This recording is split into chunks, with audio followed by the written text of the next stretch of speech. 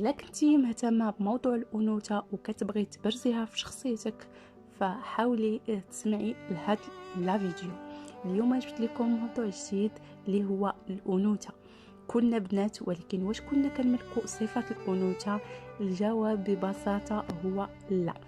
كاينين بنات حس الانوثه ما عندهمش، وكاينين بنات اللي الانوثه ديالهم مبالغ فيها وكتبان انوثه مصنعه، مما يعني باللي الانوثه درجات. غادي نتكلم لكم على 3 درجات من الانوثه، وغادي نطرق لكم لبعض الاشياء اللي كيديروهم البنات وكيكونوا غلط.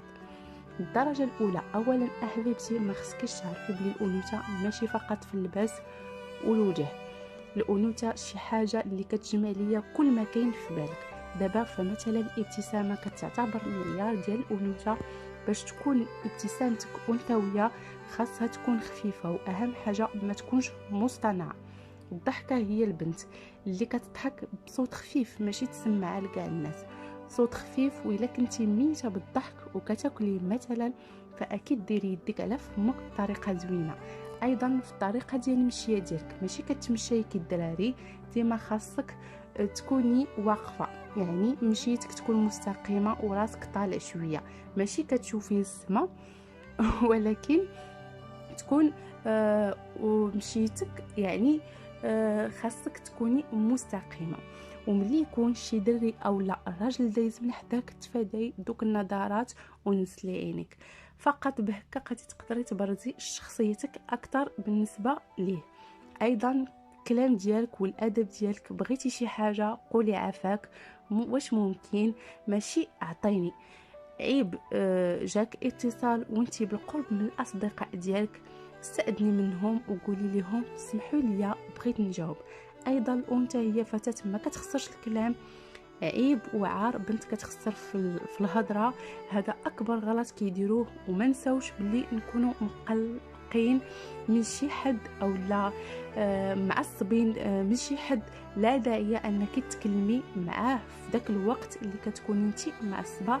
خليك بالرقي ديالك، قولي لي ببساطه ما بغيتش نتكلم في الموضوع، تفاداي حتى تبردي اعصابك ورجعي تكلمي معاه بكل بروده. دابا غادي نجي ونتكلموا على طريقه اللبس ديالك، كيفاش غادي تبرز لك الانوثه اللي كتملكيها. اي بنت كتملك الانوثه فقط، كاين اللي كتوظفها وكاين اللي لا. اولا لباسك حاولي ديما يكون سامبل.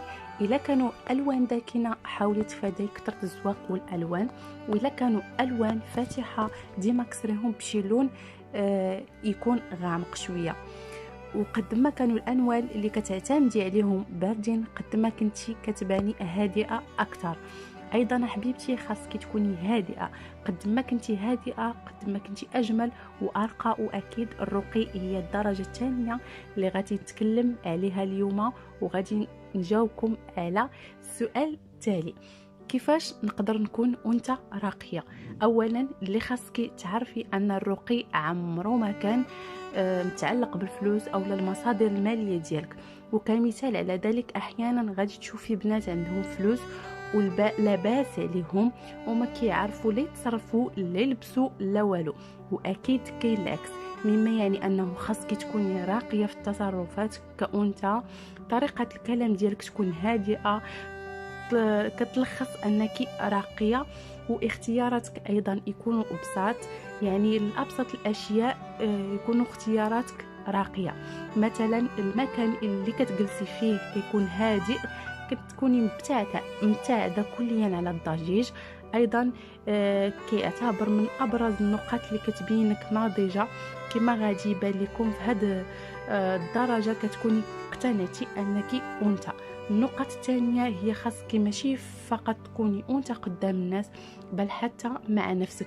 وباش تحققي هذه النقاط البسيطة تهلاي في راسك بداك الشيء اللي متوفر عندك. واهم حاجة هي النظافة ديالك وريحتك. على ذكر الرائحة، غادي نقول لك واحد الغلط كيديروه البنات، واللي هو كيختاروا رائحة قوية يعني النصيحه تفادي هاد الغلط، ريحتك خاصها تكون خفيفه. وعافاكم الريحه ديال العرق لا ثم لا ثم لا.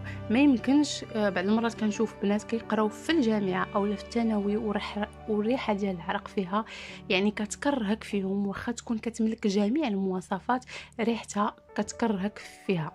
الا كنتي معكازه على الاقل 2 مرات في السيمانه استحمي واستعملي منتوجات تكون فيها رائحه زوينه وخفيفه. وكنركز لكم البنات على خفيفه ايضا. الا كنتي كتحطي مكياج فحاولي يكون خفيف، ماشي عكر في القرونه او لا غوز بارد. الا كنتي سمراء ديري داك القهيوي يكون فاتح. واخر نقطه غادي نطرق ليها وهي اهم نقطه غادي نختم بها، يعني كيف ما كيقولوا ختامها مسك، الرقي بالاضافه لكل ما قيل عن الرقي الفكر، وهذا هو الاهم. باش تكوني فتاه راقيه خاصك تقراي الكتب، وقد ما قريتي قد ما اصبحتي شامخه، قد ما زادت الثقافه ديالك، قد ما زاد مستوى الرقي ديالك حبيبتي. واللي اهم من ذلك التواضع، قد ما كنتي متواضعه قد ما كنتي انثى. هذا هو السبب اللي كيخليني نقول لكم باللي الانثى هي فتاه اقتنعت انها انثى وتملك من الحكمه ما تملكه. واخر درجه غادي نطرق لها هي الانوثه المبالغ فيها. شنو هي الانوثه المبالغ فيها؟ هي الانوثه قد ما كانت عفويه قد ما كانت اجمل، وملي كتولي مبالغ فيها ومصطنعه كتنعكس في هذه النقطه. بغيتك انت اللي كتسمعي الفيديو ديالي تعكسي اي حاجه قلتها وغادي تفهمي ان الانوثه ديالك اصبح مبالغ فيها. مثال ديال الضحكه المصطنعه باش تباني انثى كتدل على انك في الاصل ما بغيتيش تضحكي وكتضحكي فوق قلبك. مثال ثاني، صوتك كترقيه بزاف وكتباني بمصطلح المغربي فيك العياقه. بالاضافه لهذا الشيء اللي قلت لك غادي نقول لكم باللي الانثى هي فتاه بكل معنى الكلمه، فتاه نضجات واصبحت تفرق بين الصالح والطالح. المهم كنتمنى انكم تكونوا استفدتوا، وما تنساوش انكم تفاعلوا معايا. وإلا عجبتكم القناه ديالي والمحتوى ديال القناه ديالي فما تبخلوش عليا بالاشتراك في القناه، بالدعم ديالي وكذلك اللايكات ديالكم. وشكرا، وان شاء الله نتلاقاو في مواضيع جديده وقصص ان شاء الله اللي غادي تكون واقعيه.